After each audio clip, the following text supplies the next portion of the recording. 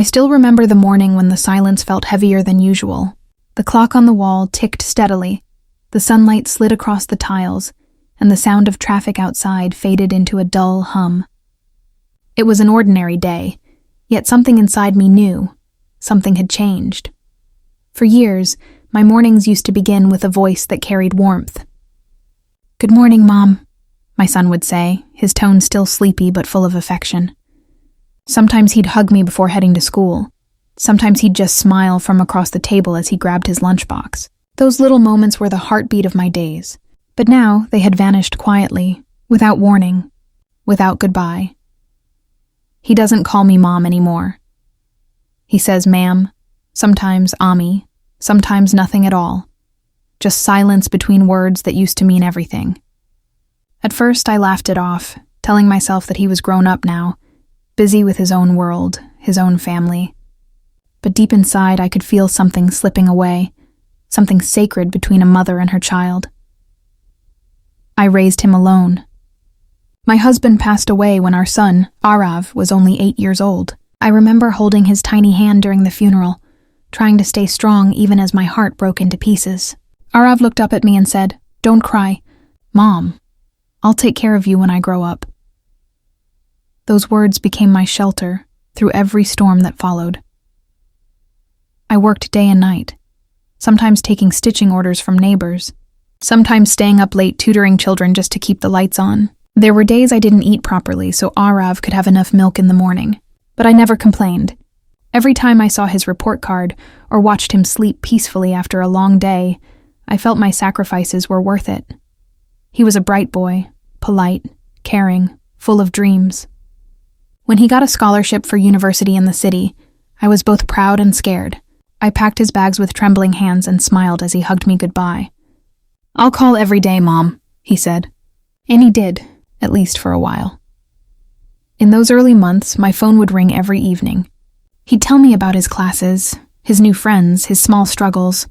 Sometimes he'd complain about the food at the hostel, and I'd laugh, promising to send homemade pickles on the weekend. That connection, even through the phone, made me feel like I was still part of his world. But slowly, the calls became shorter. Then they became fewer. Eventually, I found myself staring at the phone, waiting for a ring that never came. At first, I blamed myself. Maybe I was too emotional. Maybe I held on too tight. I tried not to message him too often, thinking I might annoy him. I told myself, he's busy, he's studying hard, he'll call when he can. But deep inside, a quiet ache began to grow. Years went by, and Arav graduated. I remember the day he called to tell me he had found a good job, his voice full of excitement. I was overjoyed. I felt like all those sleepless nights, all those sacrifices had finally meant something. He said, "Mom, I'll come visit soon." But soon stretched into months, then a year. He visited briefly once, tall, confident, wearing a suit that made him look like a man I didn't quite recognize. He brought along a young woman, his colleague, he said. They were polite, friendly, but in a way that felt distant. When he hugged me before leaving, it was light and quick. I remember standing by the doorway after they drove away, holding the shawl I had draped over his shoulders when he arrived. It still carried his faint cologne, and for a moment, I pressed it to my face, pretending he was still here. Then came the news of his marriage. I found out not through him, but through a mutual family friend. My son had gotten married in a small ceremony in the city. When I called to ask, he hesitated. "I was going to tell you, Mom," he said softly. "It was all so sudden." I congratulated him, pretending my heart hadn't just cracked in two. "I'm so happy for you," I told him. And I meant it. At least I tried to. Every mother wants her child to be happy. But happiness, I realized, sometimes comes with a price. And sometimes that price is distance. After his marriage, I waited for his invitation to visit. I imagined myself cooking for the two of them, sharing stories, helping his wife settle into the home. I even started knitting a blanket as a gift for her, but weeks turned into months again. The calls became even rarer. When I finally gathered the courage to visit the city myself, I stood in front of their apartment door, clutching a small bag of sweets and that knitted blanket. A woman opened the door, beautiful, poised, wearing a polite smile. "You must be Arav's mother," she said, her tone gentle but formal. I smiled back, but before I could step inside, she hesitated. "He's actually not home right now," she said. "Maybe you should call him first next time." Her words were kind, but they stung like needles. I nodded, forcing a smile. "Of course," I whispered. "I'll come back later." As I walked away, I could hear the faint sound of laughter from inside, a laughter that didn't include me. That night, I sat in my small rented room, staring at the city lights. The blanket I had made for her lay folded beside me, untouched. I told myself, maybe she's just shy. Maybe next time things will be better. But deep down I knew. I could feel my place in his world shrinking, slowly fading into the background. Months later, when Arav finally called, his voice was different, hurried, distant. "Mom, I've been so busy," he said. "Work, home, you know how it is." I wanted to ask him why he hadn't called on my birthday. I wanted to ask if he still thought of me when he came home from work, but I couldn't. Instead, I said, "I understand, Beta. Take care of yourself." He said, "Thanks, ma'am," and hung up. It was the first time he ever called me that, ma'am. I remember sitting there in silence for a long time, holding the phone to my chest. Something inside me broke quietly, without sound, like glass slipping from a shelf and shattering in slow motion. That night, I couldn't sleep. I walked around the small apartment, touching the walls, the framed photo of us on his graduation day, the old toys I'd kept in a box. I whispered to the empty room, "He used to call me Mom." The next morning, I made tea and sat by the window. The city outside moved on, cars honking, people rushing, the world spinning forward. But inside, I sat still, holding on to memories that no longer had a place in the present. Sometimes, silence isn't just the absence of sound. It's the presence of everything that used to be. Love, laughter, warmth, all gone quiet. And that was the day I realized. It wasn't just that my son stopped calling me Mom. It was that I had stopped being someone's mother in the way I used to be. Days turned into weeks, and weeks into months. Life moved in small, steady circles around me. Cooking, cleaning, tending to the little plants on my balcony, reading old letters. On the outside, everything looked normal, but inside, a quiet ache had settled in my heart. I told myself it was just a phase, that sons get busy after marriage, that this distance was part of growing up, his, not mine.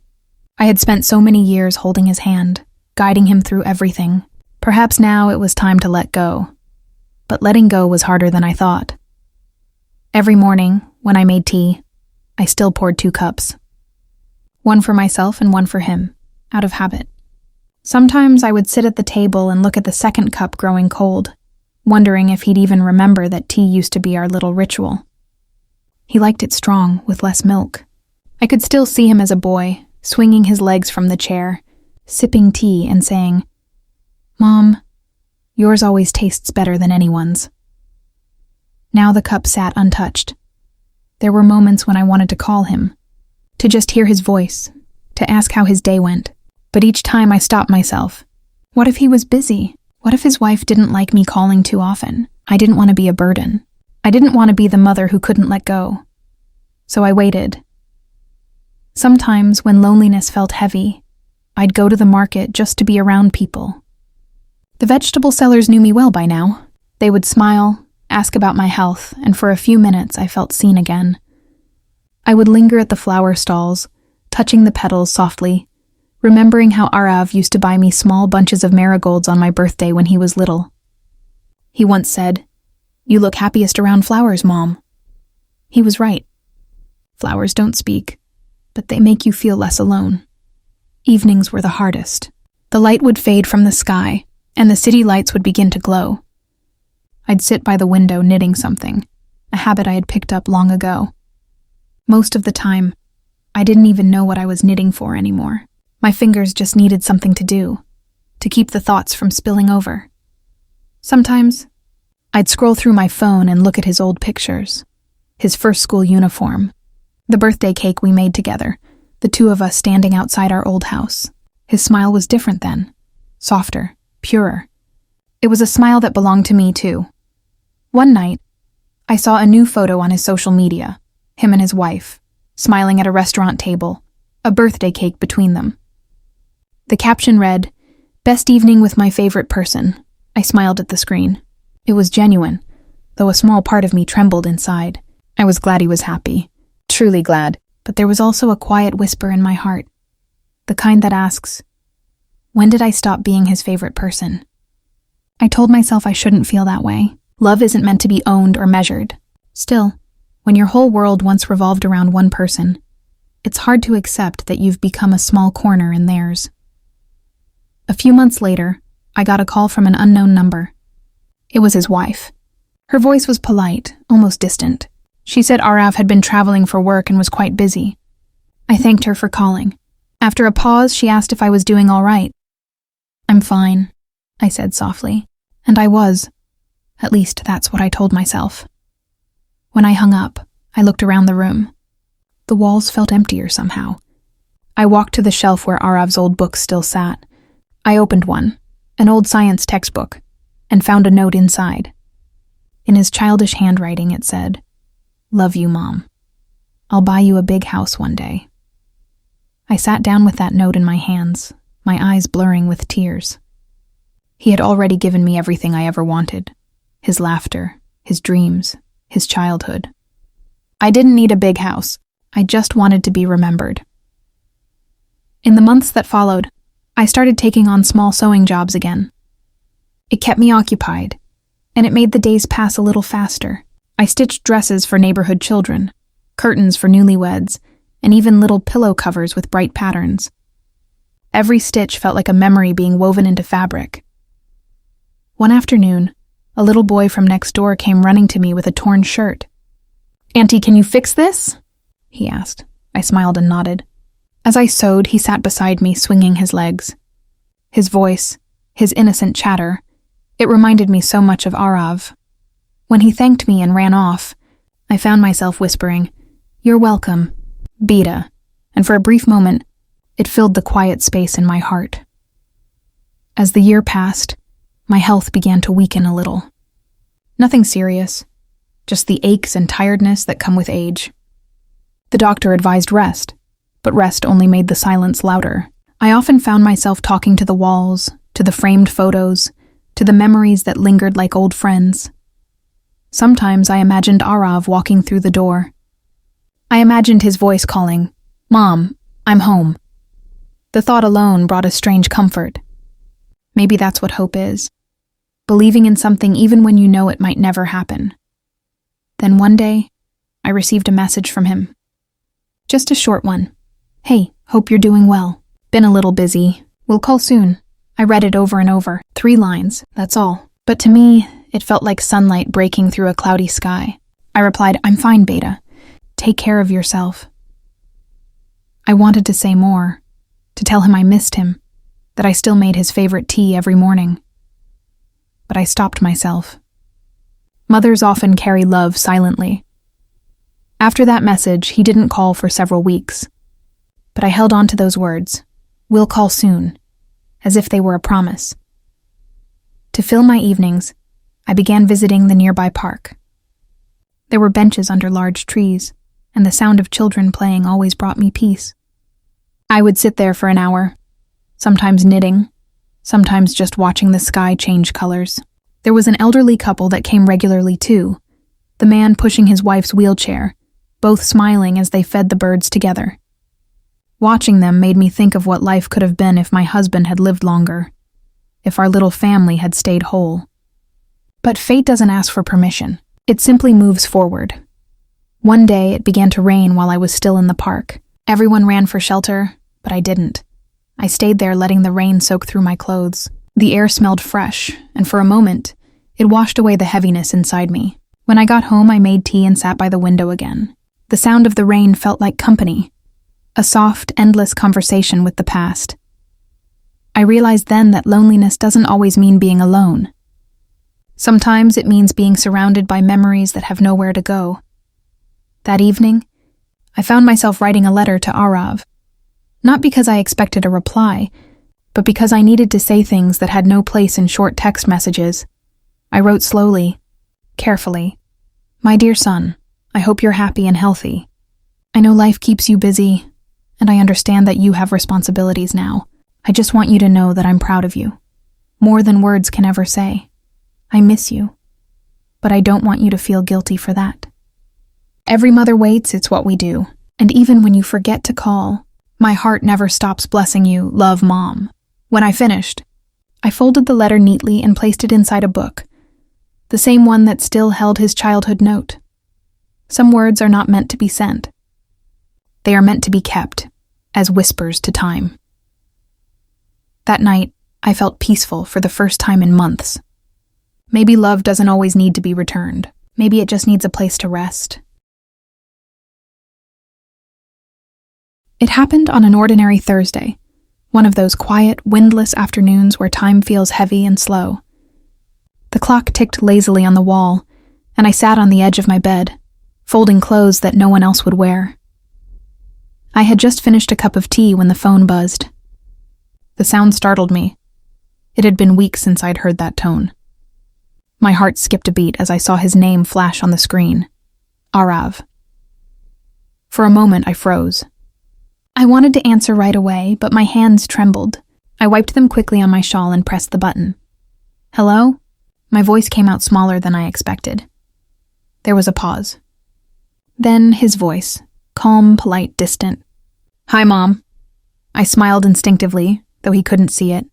It's so good to hear your voice, Beta. How are you? He talked for a while, mostly about work, some new project, a recent trip. I listened quietly, nodding even though he couldn't see me, but the words were few, the tone mechanical. It wasn't a conversation. It was an update. I could hear other voices in the background, maybe his wife, maybe colleagues. Before I could ask how she was doing, he said softly, Mom, actually, the reason I called... He paused, searching for words.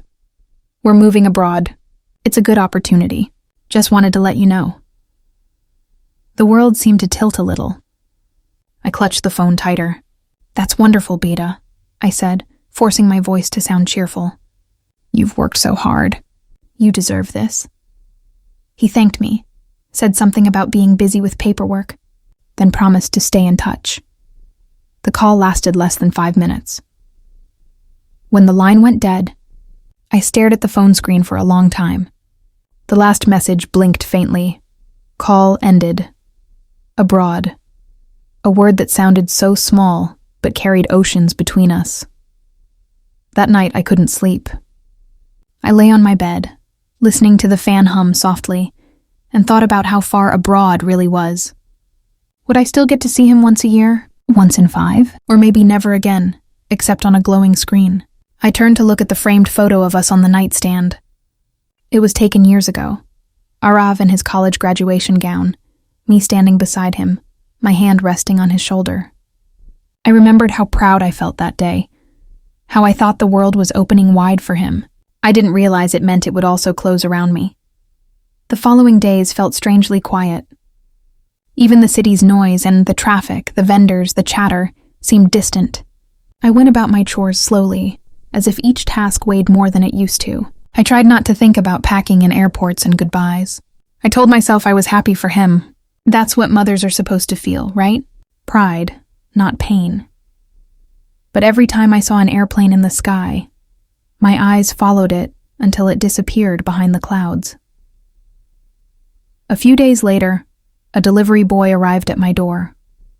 He handed me a medium-sized box with Arav's name on it. My hands shook as I signed the paper. When I opened it, I found a few household items. Books, some clothes, a framed photo of me that used to be on his study table. At the bottom, there was a small envelope with my name written neatly. Inside was a letter, typed, not handwritten. Mom, I'm sorry I couldn't visit before we leave. Things are moving really fast. I wanted to send you a few of my things so you'd have them. I'll call when we settle in. Please don't worry about me. Take care of your health. Love, Arav. I read it several times. There was nothing wrong with it. Polite, caring, respectful. But it felt like reading a note from a stranger. Typed words, no warmth, no small inside jokes like he used to write. I placed the letter beside the one I had written months ago, the one I never sent. Together they looked like echoes of two people who once knew how to talk, but forgot along the way. The days passed quietly after that. The apartment felt bigger, emptier. I began giving away a few things. Clothes I no longer wore, old kitchen utensils, even some of Arav's childhood toys. I couldn't explain why, but I felt like I was preparing for something. Maybe for the silence that was coming. A week before his departure, I received another message. "We're flying out next weekend. I'll video call you from the airport." He didn't. I waited that whole evening, sitting near the window with my phone in my hand. The light faded, the sounds of the city turned into whispers, and still, the screen stayed blank. At midnight, I realized the call wasn't coming. I went to bed, but my mind kept replaying the last time he had hugged me, years ago, brief and distracted. The next morning I made tea, but it tasted bitter. Not because I forgot the sugar, but because my heart wasn't in it anymore. I sat there thinking about how easily life moves on. Children grow, dreams expand, and somehow love gets lost in translation. No one means to hurt anyone. It just happens, quietly, like dust settling on old furniture. That evening, my neighbor, Mrs. Rao, knocked on my door. She was in her 60s, cheerful and kind. "You haven't been out lately?" she said. "Come join us at the temple fair tomorrow." I hesitated, then agreed. Maybe a little noise and color would help fill the empty corners of my heart. The next day I went with her. The fair was lively. Children laughing, music playing, the smell of sweets in the air. I smiled politely, bought some flowers, and for a while, let myself forget everything. But in the crowd, I saw a young man helping his mother buy bangles. He looked so much like Arav for a second that my breath caught. The woman held his hand as she laughed, and I felt something sharp twist inside me. I turned away quickly, blinking back tears. That simple gesture, a son holding his mother's hand, had once been my everyday comfort. Now it was just a memory that belonged to someone else. When I returned home, the silence greeted me again. The clock ticked. The room smelled faintly of jasmine from the flowers I had bought. I sat down and whispered to myself, he must have reached by now. That night, I dreamt of him as a little boy again, running toward me after school, waving his report card. "I got first prize, Mom," he said in that bright, excited voice. I lifted him, spun him around, laughing as his small arms wrapped around my neck. But then, as dreams do, everything changed. His face grew older, his smile faded, and he walked away into a fog I couldn't enter. I woke up with tears on my pillow. In the following weeks, I tried to adjust to the thought of him being far away. I learned to measure my days by smaller things. The taste of morning tea, the bloom of flowers on my balcony, the sound of the temple bells in the distance. I wrote letters I never sent. I spoke to his photograph as if he could hear me. And slowly, I began to understand something. Maybe love isn't meant to stay the same. Maybe it changes shape, from touch to memory, from closeness to distance, from words to silence. It hurt to admit it, but I had to. My son had built a new world, and I was no longer at the center of it. That realization didn't come with anger, only with a soft, quiet grief. Still, I prayed for him every night. I prayed that he would find joy, that he would never feel the emptiness I did, because that's what mothers do. Even when forgotten, they keep loving. Even when not called Mom, they keep being one. One evening, as the sun dipped low, painting the walls in orange light, I whispered to myself, maybe this is what growing old means. Learning to love from far away. The words comforted me, even though they hurt. I didn't know it then, But life still had one more moment waiting for me. A quiet, unexpected gesture that would change how I saw everything. The first few months after Arav moved abroad felt like walking through fog. The days blended together, each one quiet, each one somehow the same. The morning sun would fill my little kitchen. I'd make tea, water the plants, and sit by the window, my small world still turning, even if his had moved far away. I thought I would cry more. I thought I would break down.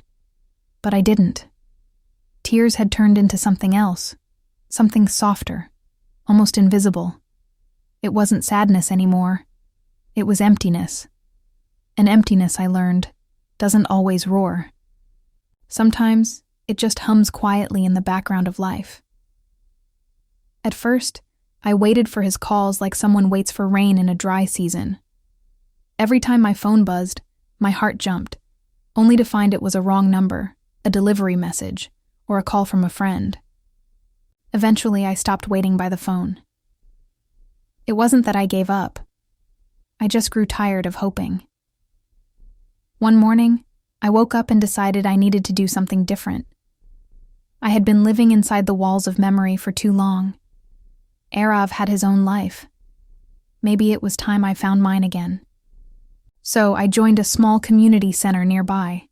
They offered free classes, art, yoga, and reading groups for older people. The first day I sat quietly at the back of a painting class, unsure of what I was doing there. The instructor gave us brushes and colors and told us to paint what we felt. I looked at the blank canvas for a long time. I didn't know how to paint. I hadn't held a brush since school. But then, without thinking, I began to paint a small figure. A woman standing by a window. Sunlight touching her face. A single cup of tea beside her. Around her there was quietness, but her eyes looked calm. When I stepped back and saw it, I realized it was me. I smiled, a small, peaceful smile. For the first time in years, I felt something light inside my chest. Not happiness exactly, but peace. I started going to that class every week. Slowly, I made friends. Other women my age, each with her own story. Some had children living abroad. Some had lost their husbands. Some were simply alone. When we talked, there was comfort in the shared understanding. No one judged. No one pitied. We simply listened. One woman, Lotta, became especially close to me. She was soft-spoken and kind. We often sat together after class, sharing snacks and stories from our younger days. One afternoon, she said something I never forgot. When children grow up, we stop being the center of their world. But that doesn't mean we stop being mothers. It just means we love from a distance. I nodded. Her words sank deep into me. That evening, I came home and looked around my apartment. For the first time, it didn't feel like a place of waiting. It felt like my own home again. I cleaned the shelves, rearranged the furniture, and hung my painting on the wall. It wasn't perfect, but it reminded me that I was still here, still capable of creating something beautiful. Days turned into weeks again, but this time, they didn't feel heavy. I began writing in a small journal every night. Small notes about my day, things I saw, how I felt. Sometimes I wrote letters to Arav but never sent them. Writing became my way of speaking when there was no one to listen. Then, one afternoon, I received an email. It was from Arav's wife. My heart raced as I opened it. She wrote that they had settled well abroad, that life was busy but good. She thanked me for raising him so well, said he was doing great at work, and attached a few pictures of their new home, their garden, and one of them smiling in front of a tall building. At the end, she wrote, "He talks about you often, you know. He misses your cooking." That line, simple, almost casual, filled my eyes with tears. I didn't realize I had been holding my breath until that moment. He missed my cooking. He remembered. It was strange how such small words could feel like a hug across oceans. I closed the email, sat back, and smiled through tears. Maybe he didn't call often. Maybe he forgot birthdays. But deep down, he still carried a part of me. That night, I cooked his favorite dish, aloo paratha with butter, even though there was no one to share it with. As I ate, I imagined him as a child again, sitting across from me, asking for one more. The memory was so vivid that I could almost hear his laughter. After dinner, I stepped out onto the balcony. The sky was full of stars, scattered like the moments we once shared. I whispered, "I'm happy for you, Beta." And the wind carried my words into the night. The next morning, something inside me felt lighter. I made tea and poured 2 cups again. One for me, one for memory. It wasn't out of sadness anymore, but out of gratitude. Those years, those moments, they were real. They were mine, and no distance could take them away. A few days later, at the community center, we had a small event where everyone shared their art and stories. When it was my turn, I stood before the small group and spoke softly. "I used to think love meant holding on," I said. "But now I know.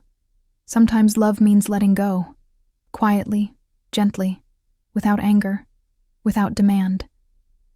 It means wishing someone happiness, even if that happiness doesn't include you." When I finished, there was silence. Then, one by one, they nodded. Some smiled. Some had tears in their eyes. And in that moment, I didn't feel alone. After the event, Lotta came to me and said, "You should share your story with others. You have such warmth in your words." I laughed softly. "It's just an ordinary story," I said. She shook her head. "No story told with love is ordinary." That night, as I lay in bed, her words echoed in my mind. Maybe she was right. Maybe there's value in quiet lives too. In the way we endure, the way we love, the way we heal without anyone noticing. As weeks passed, I continued to find peace in small things. The sound of rain, the laughter of children playing downstairs, the soft glow of the lamp in the evening. These became my companions. Life didn't feel empty anymore. It just felt quieter, gentler. Then, one morning, I received a small parcel. The sender's name made my heart skip. Arav. Inside was a scarf. Beautiful, hand-woven, with a note attached. "For you, Mom. It's getting cold here, and I remembered how you always knitted scarves for me. Thought it's time I send one back. Love, Arav." I held the scarf close to my chest, inhaling the faint scent of new fabric. My eyes blurred, and I smiled through the tears. It wasn't a grand gesture.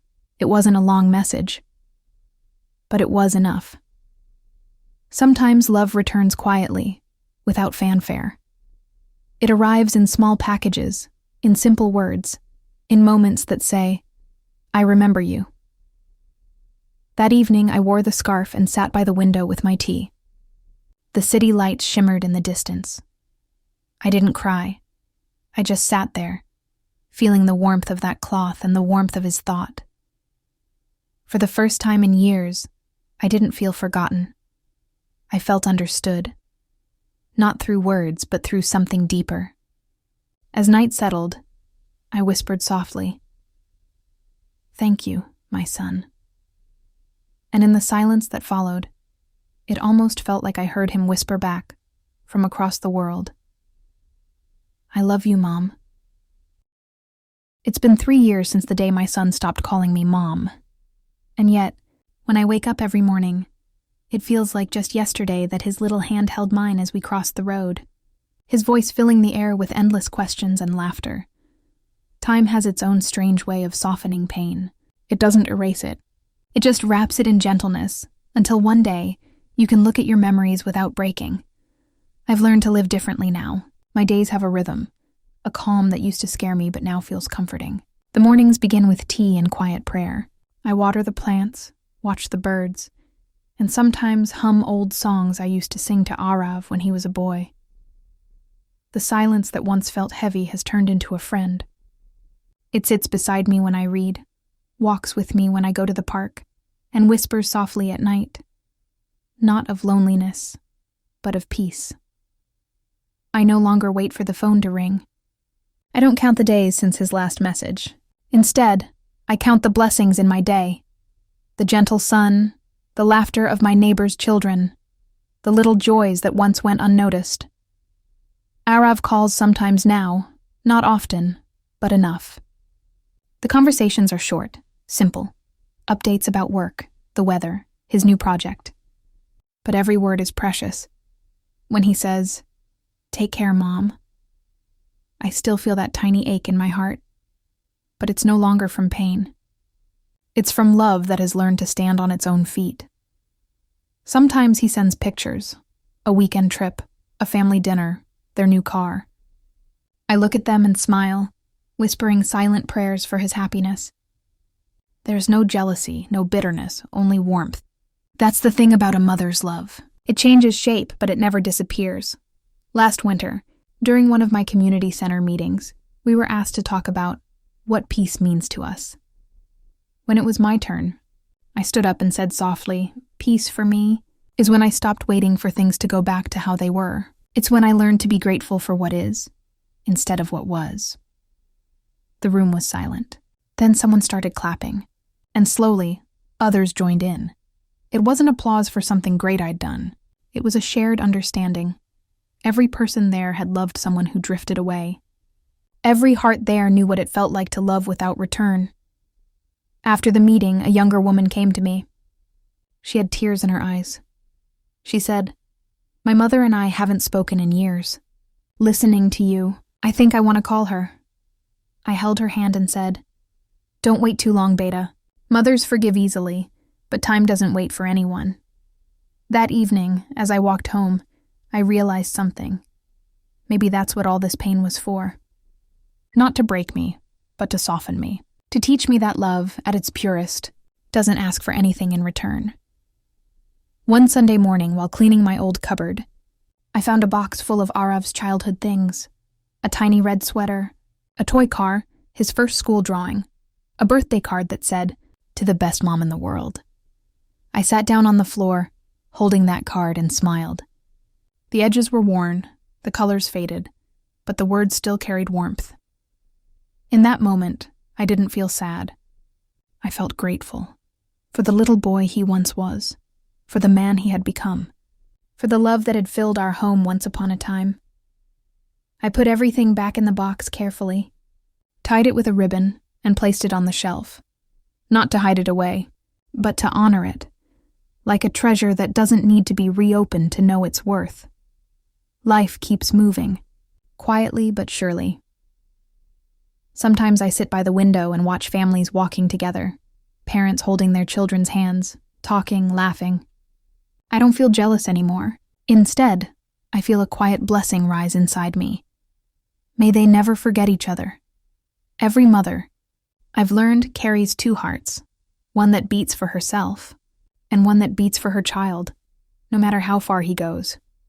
Even if the world changes, even if names and relationships fade with time, that second heart never stops beating.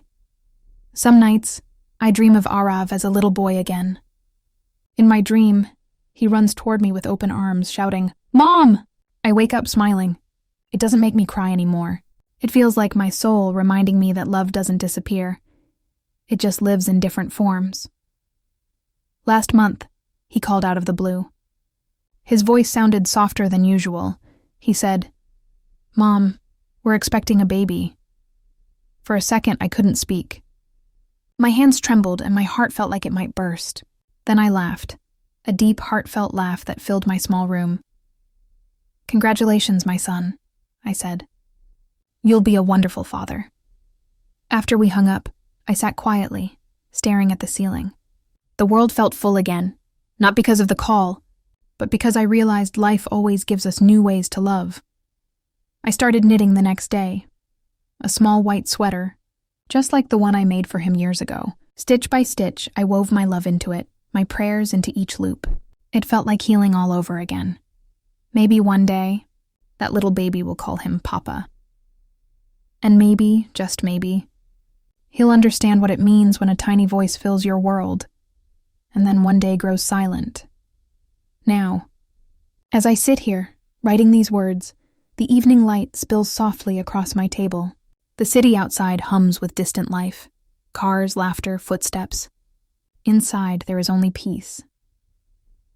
I look at my painting on the wall, the woman by the window, sunlight on her face.